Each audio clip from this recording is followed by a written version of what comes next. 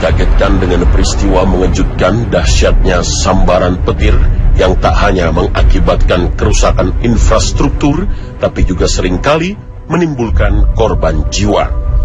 Di India misalnya, sekitar 40 orang tersambar petir beberapa bulan lalu hingga merenggut nyawa mereka. Berita-berita tentang peristiwa orang tersambar petir juga seringkali terjadi di tanah air yang seringkali pula menimbulkan korban jiwa. Fenomena semacam ini ternyata pernah disebutkan Rasul Shallallahu Alaihi Wasallam sebagai salah satu dari tanda-tanda dekatnya hari kiamat. Menurut kepercayaan kuno, petir diartikan sebagai dewa langit yang sedang murka. Sedang orang Yunani menganggap petir dikuasai oleh dewa perang Mars. Dan dalam kepercayaan Jawa kuno, petir dipegang oleh Ki Ageng Selo, sehingga kalau terdengar petir, mulut langsung komat kamit meminta keselamatan. Dulu, orang-orang Arab merasa takut bila melihat petir. Apalagi bangsa Arab kuno dari bangsa Samud pernah merasakan pedihnya azab Allah melalui sambaran petir.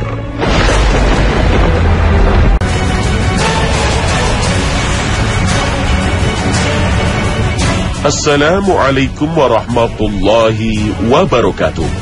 Pemirsa, kekuatan petir yang pernah tercatat mulai dari ribuan ampere sampai 200.000 ampere, angka ini setara dengan kekuatan yang dibutuhkan untuk menyalakan 500.000 lampu bohlam 100 watt. Meskipun arus petir hanya sesaat, tapi kerusakan yang ditimbulkan sangat luar biasa. Efek dari serangan langsung sangat jelas terlihat. Mulai dari kerusakan bangunan, kebakaran, sampai bahaya kematian bagi manusia. Kecelakaan pesawat pernah terjadi akibat sambaran petir. Salah satunya adalah kecelakaan pesawat terbang maskapai Lanza di Peru pada tahun 1971.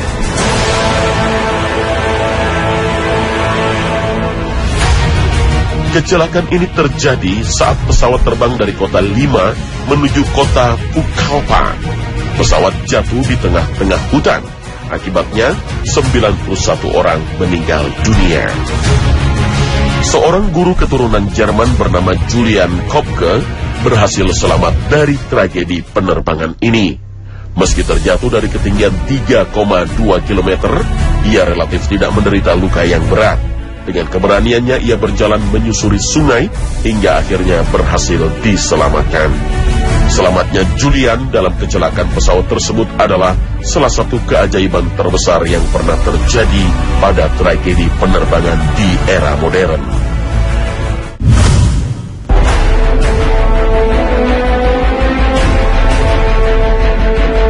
Melihat fenomena bahayanya petir hingga banyak mengakibatkan korban jiwa, tentu membuat kita harus berhati-hati. Oleh karenanya, ada beberapa doa yang dipanjatkan para sahabat ketika muncul petir, seperti yang dicatat Imam Bukhari. Misalnya doa Ibnu Abbas radhiyallahu anhu, ketika muncul gelegar petir, ia melantunkan doa, Subhanalladzi sabbahat lahu. Maha suci Allah yang petir bertasbih kepadanya.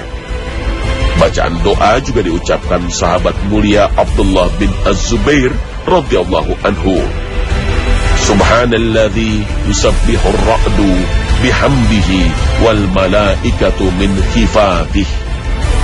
Maha suci Allah yang petir dan para malaikat bertasbih dengan memujinya karena rasa takut kepadanya.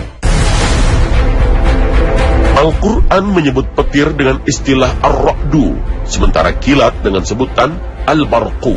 Allah subhanahu wa ta'ala berfirman, atau seperti orang-orang yang ditimpa hujan lebat dari langit disertai gelap gulita, guruh dan kilat. Mereka menyumbat telinganya dengan anak jarinya karena mendengar suara petir sebab takut akan mati. Dan Allah meliputi orang-orang yang kafir. Al-Quran Surah Al-Baqarah ayat 19. Ketika menafsirkan ayat ini, Imam As-Suyuti mengatakan ar-ra'du artinya malaikat yang bertugas mengatur awan, sedangkan kilat berasal dari cambuk malaikat untuk menggiring awan mendung. Seseorang pernah bertanya pada Nabi Shallallahu Alaihi Wasallam tentang ar-ra'du atau petir. Kemudian baginda Nabi Shallallahu Alaihi Wasallam menjawab, ar-ra'du adalah malaikat yang diberi tugas mengurus awan dan bersamanya pengoyak dari api yang memindahkan awan sesuai dengan kehendak Allah. Hadis riwayat At-Tirmizi. Petir seperti yang kita kenal saat ini adalah suara benturan zat-zat awan akibat adanya tekanan udara dalam awan.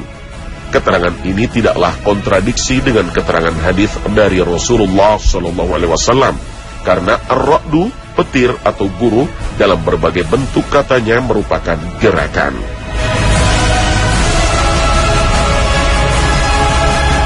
Penjelasan Ibnu Taimiyah menarik untuk disimak.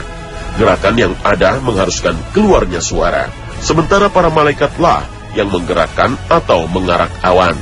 Mereka memindahkannya dari satu tempat ke tempat lainnya. Seluruh gerakan yang terjadi di alam atas dan alam bawah yang mengaturnya adalah para malaikat. Bukankah suara manusia juga berasal dari benturan anggota-anggota tubuh lainnya? Benturan kedua bibirnya, lidahnya, gigi-giginya, anak lidah, dan tenggorokan. Dengan begitu, manusia bertasbih kepada Rabb-nya. Jika begitu, petir adalah suara menghardik awan.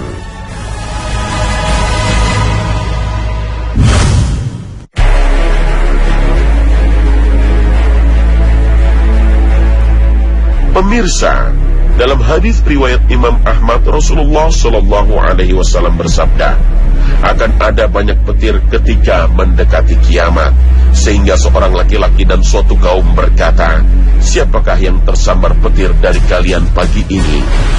Mereka berkata, telah tersambar petir si fulan dan si fulan. Ini adalah sebuah kabar dari Rasulullah akan salah satu pertanda datangnya hari akhir atau kiamat. Dengan demikian, fenomena banyaknya petir dan sambarannya yang sangat intens tidak bisa hanya kita lihat sebagai fenomena alam yang unik dan aneh, sehingga kita sibuk dengan dokumentasi dan mengabadikannya untuk dinikmati. Tapi tanda kekuasaan Allah Subhanahu wa Ta'ala ini lebih pantas direnungi dan menjadi bahan introspeksi, karena sebagai tanda kiamat semakin dekat terjadi.